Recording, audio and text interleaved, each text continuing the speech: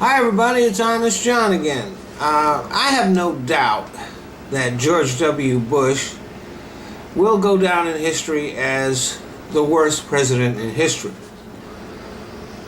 He started two wars and completely mismanaged them both. ISIS, which everybody's so afraid of now, for example, is a direct part of the Bush legacy.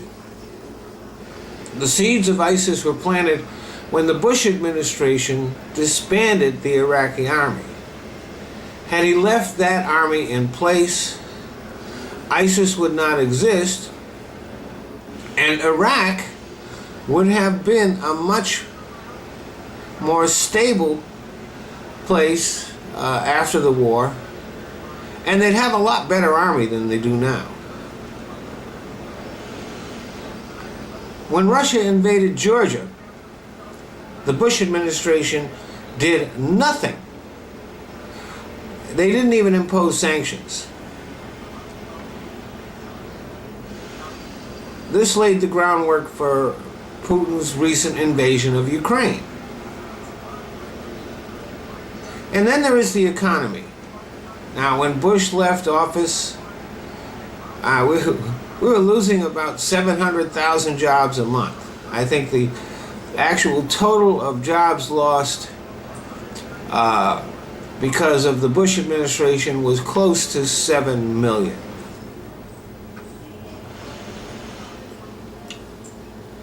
Unemployment was skyrocketing.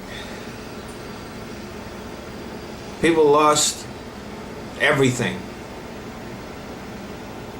6 years later, the economy is growing steadily. Unemployment is down to 5.9%. Over 10 million jobs have been created. And even the price of gasoline is the lowest it's been in years. And 10 million people have health coverage that didn't have it before. All of this, despite GOP's obvious and deliberate attempts to sabotage it. And yet, the president who accomplished all this is deeply unpopular. One of the key factors in this is that even as corporate profits have risen incredibly, corporations are doing very, very well. Wages have stagnated. But these problems existed way before the Obama administration, and they are the result of conservative economic policies that began with Ronald Reagan and continue to this day. And they will continue as long as there continue to be enough conservatives in the Senate to prevent those policies from being eliminated. There's an irony in that millions of people lost their jobs during the Bush administration and shortly thereafter. And they went back to work under the Obama administration, and yet they continue to vote Republican.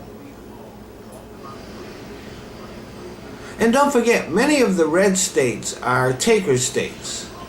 They would not survive without the federal government, but at the same time, they are the hubs of anti-government fervor and sentiment. And the reason why they are taker states is not because they lack resources, it is because they are so badly run. Here's an example. During the past year, there were spills of chemicals and used in coal mining and coal processing. And there were also coal ash spills.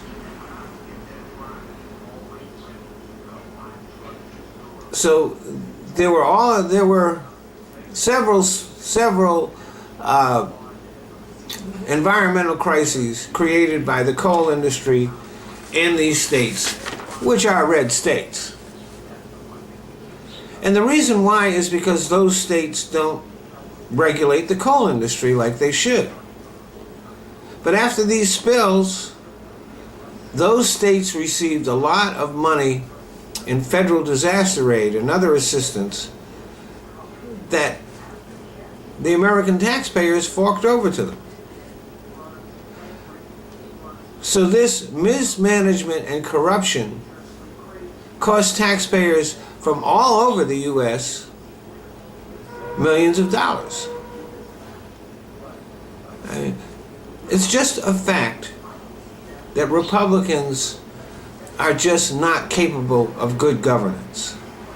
There are some exceptions, but as a general rule, it's just the way it is.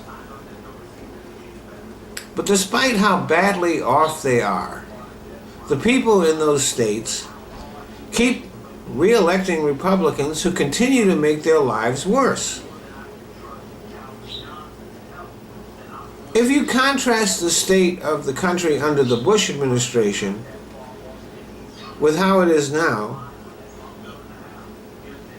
there's no doubt that this country is infinitely better off.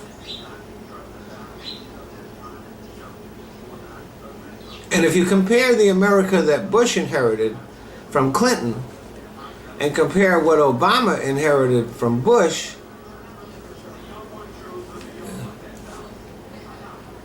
it's night and day. And yet a sizable portion of the American people think we'll be better off if we give control back to the people who fucked everything up in the first place. Thanks for listening.